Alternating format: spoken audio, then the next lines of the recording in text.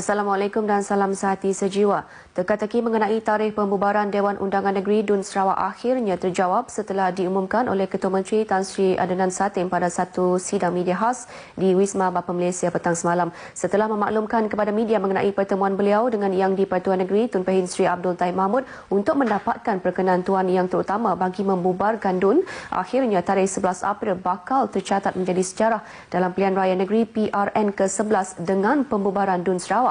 Manakala dua tarikh penting lain akan diumumkan oleh Suruhanjaya Pilihan Raya SPR selepas ini.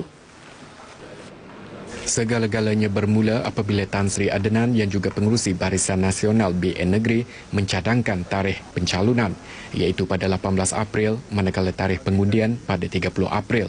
Beliau mencadangkannya ketika merasmikan seminar pilihan raya bagi Dun Satok di Santubong pada 30 Januari lalu. Walaupun dikecam sesetengah pihak terutama pembangkang kerana menyatakan tarikh-tarikh tersebut memandangkan ia tugas SPR, Tan Sri Adnan mempunyai sebab tersendiri untuk mencadangkannya berdasarkan pengalaman politik beliau dan mengambil kira banyak faktor termasuk cuaca dan logistik. Selepas itu, cerita mengenai PRN semakin hangat diperkatakan baik dalam kalangan pemerhati politik mahupun pihak media massa dan media sosial. Tan Sri Adnan pula rancak menjelajah di seluruh pelosok negeri Sarawak untuk bertemu dan mendapatkan sokongan rakyat walaupun menyedari popularitinya amat memberangsangkan. Ia hasil pembaharuan dan keputusan yang dibuat olehnya sejak menjadi Ketua Menteri kira-kira 2 tahun lepas seperti pemansuhan tol, penurunan tarif elektrik dan penurunan kuasa Kerajaan Persekutuan kepada kerajaan negeri. Aktiviti turun padang juga tidak tertumpu kepada satu kaum sahaja, malah merangkumi semua etnik di Sarawak, lebih-lebih lagi masyarakat Cina. Ia kerana cakap-cakap politik berkata BN tidak mempunyai masalah untuk memenangi PRN itu kelak atas populariti Tan Sri Adnan. Namun persoalan kini ialah kemampuan beliau untuk menarik sokongan pengundi Cina sekaligus merampas kembali beberapa kerusi Dun di kawasan bandar. Dalam PRN ke-10, BN memenangi 55 daripada 71 kerusi Dun yang ditandingi dan kebanyakan kerusi yang tewas ialah di kawasan bandar atau majoriti pengundi Cina. Bagi pengundi muda pula, BN menerusi sayap pemuda Parti Pesaka Bumiputera Bersatu PBB akan mengadakan jelajah program Armada bermula dari Tanjung Datuk ke seluruh negeri mulai 2 hingga 5 April untuk memastikan BN menang besar pada PRN akan datang. Pada masa yang sama, Tan Sri Adnan dalam aktiviti turun padangnya juga turut mengumumkan nama calon-calon yang bakal bertanding walaupun senarainya belum lengkap. Dalam sidang media semalam, beliau berkata senarai penuh calon hanya akan diketahui sebelum hari penamaan calon. Bagai sejiwa senada, pemimpin BN di peringkat pusat yang diterajui Perdana Menteri Datuk Seri Najib Tun Razak juga turun padang membantu Tan Sri Adnan dalam kehangatan bahang PRN. Tidak ketinggalan timbalan beliau Datuk Seri Dr. Ahmad Zahid Hamidi dan Menteri-Menteri Kabinet Persekutuan. Bagi Datuk Seri Najib, lawatan beliau ke Sarawak hujung minggu lepas merupakan lawatan kali ke-48 sekaligus menjadi satu-satunya Perdana Menteri yang kerap melawat bumi Kenyalang menurut Tan Sri Adnan. Lawatan Datuk Seri Najib juga tidak dengan tangan kosong dan RM1 peruntukan telah diumumkan oleh beliau dalam sesi tinjauan mesra ke Sarawak sejak menjadi Perdana Menteri kira-kira 6 tahun lalu. Apa-apapun, PRN kali ini menjadi satu ujian besar buat Tan Sri Adnan yang buat julung kalinya akan memimpin BN dalam mengharungi pilihan raya itu kelak. Pemimpin yang berusia 72 tahun itu berharap rakyat Sarawak akan memberikan beliau dan BN mandat baharu yang lebih besar untuk mengukuhkan kedudukannya dalam memperjuangkan hak rakyat, terutama dalam isu penurunan kuasa. Tan Sri Adnan juga memberi indikasi bahawa beliau hanya mahu menjadi Ketua Menteri untuk tempoh 5 tahun lagi sebelum mengakhiri karier politiknya. Kini terserah kepada rakyat untuk membuat keputusan yang bijak. Kemudahan asas yang belum lengkap seperti bekalan air dan elektrik merupakan isu yang masih menjadi halangan dalam meningkatkan perkhidmatan kesihatan di kawasan pedalaman dan luar bandar negeri ini. Turut menjadi penghalang ialah kemudahan tempat tinggal bagi pegawai perubatan serta kaki tangan kesihatan untuk berkhidmat di pedalaman.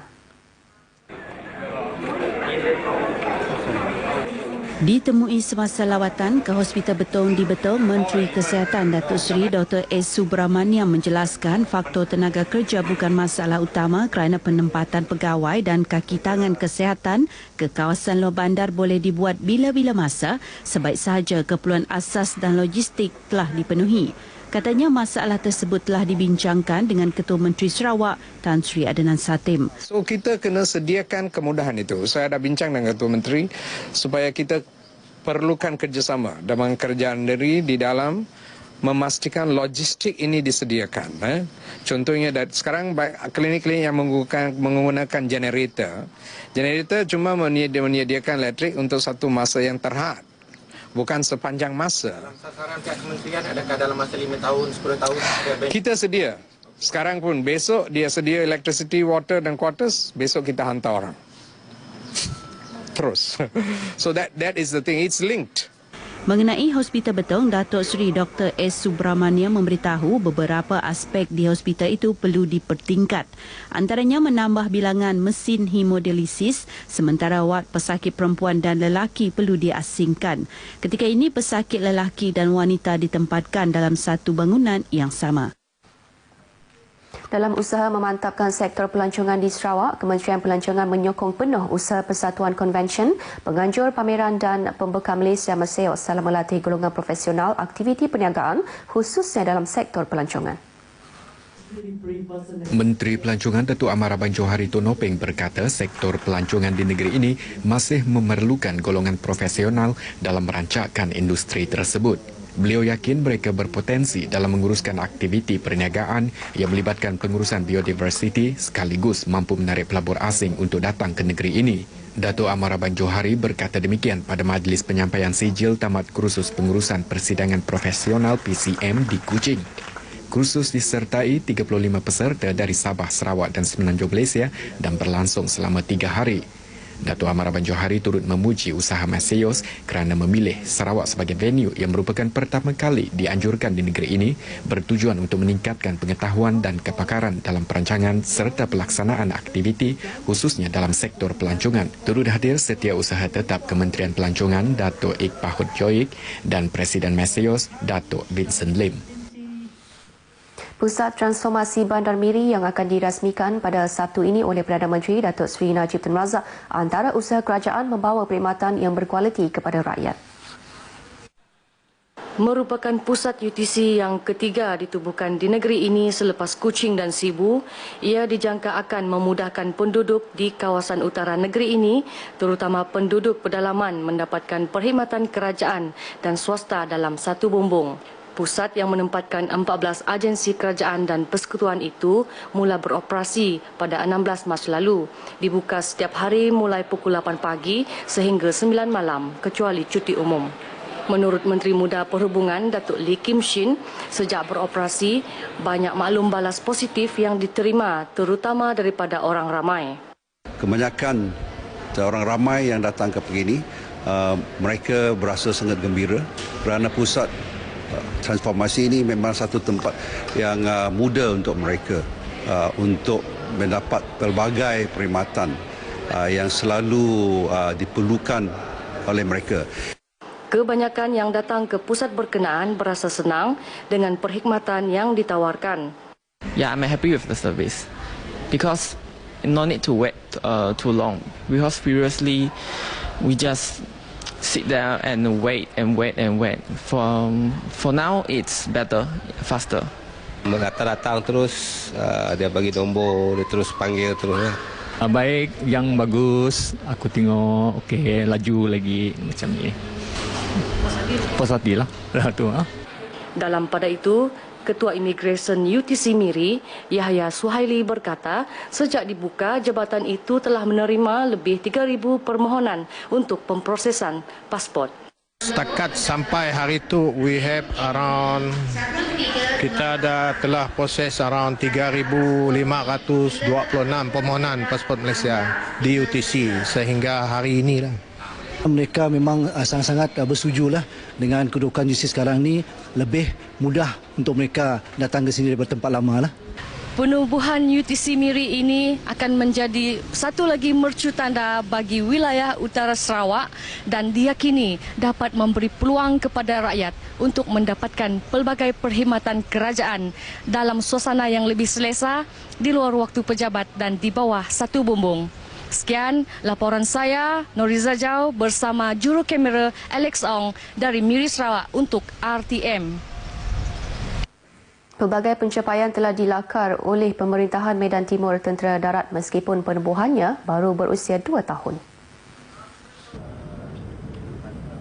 Panglima Medan Timur Tentera Darat Lieutenant Jeneral Dato' Muhammad Zaki Mokhtar memberitahu pemerintahan Medan Timur bukan sahaja menjadi contoh tetapi terbukti cemerlang terutamanya dalam membantras jenayah di perbatasan seperti penyeludupan manusia di sempadan laut dan darat yang luas di Sabah dan Sarawak. Ini jelasnya banyak dibantu oleh usaha anggota yang menjalin hubungan erat dengan Tentera Nasional Indonesia TNI. Beliau turut memuji kejayaan anggota yang terlibat dalam usaha bersama PDRM untuk menangani masalah pendatang tanpa izin termasuk penangkapan seramai 1,500 orang termasuk beberapa individu yang mempunyai hubungan dengan Kesultanan Sulu yang menuntut Sabah.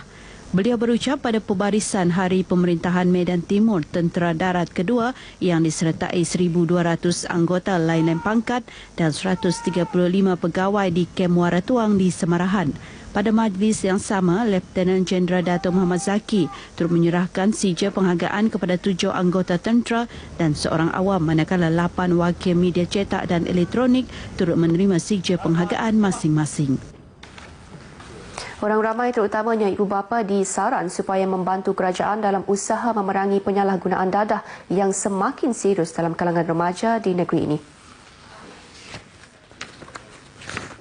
Menurut Ahli Dewan Undangan Negeri Batu Danau, Paulus Palugumbang, dunia tanpa sempadan hari ini sedikit sebanyak mempengaruhi generasi muda dengan penyalahgunaan dadah dan masalah-masalah sosial lain. Beliau berucap pada majlis pemimpin bersama rakyat anjuran Jabatan Penerangan Limbang di Rumah Asan Kampung Semena Mendamit di Limbang. Pada majlis tersebut, beliau mengumumkan geran kerajaan berjumlah RM200,000 kepada Rumah Asan, manakala RM10,000 masing-masing kepada 5 buah rumah panjang iaitu Rumah Lusi Bukit Batu, Rumah Aling Pulau Brunei, Rumah Tan Rantau Kiran, Rumah Lawai Selidong dan Rumah Ani Sungai Lumbung. Dalam perkembangan lain, beliau meminta masyarakat di kawasan Batu Danau supaya sentiasa menyokong program kerajaan untuk memastikan pembangunan berterusan di negeri ini. Baik, seterusnya kita beralih ke segmen agenda hari ini.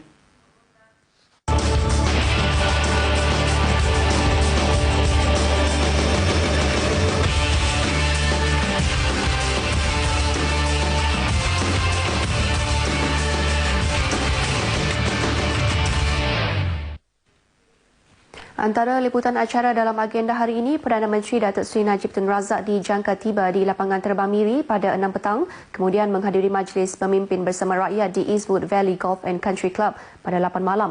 Sementara itu, Speaker Dewan Undangan Negeri Dun Sarawak Datuk Amar Muhammad Asfia Awang Nasar akan mengadakan sidang media berhubung tarikh pembubaran Dun Sarawak di tingkat 3 Kompleks Dun Sarawak Petrajaya Kuching pada 10 pagi. Manakala Menteri Pembangunan Infrastruktur dan Perhubungan Datuk Seri Michael Manyinjawong akan menghadiri Majlis Ngiradan Ngirumang Tebedu 2016 yang akan berlangsung di Dewan Masyarakat Tebedu Serian pada 7 malam. Baik saudara, demikian antara liputan acara dalam agenda hari ini dan untuk berita seterusnya kita bersama Faris Izzat di Angkasa Puri. Silakan.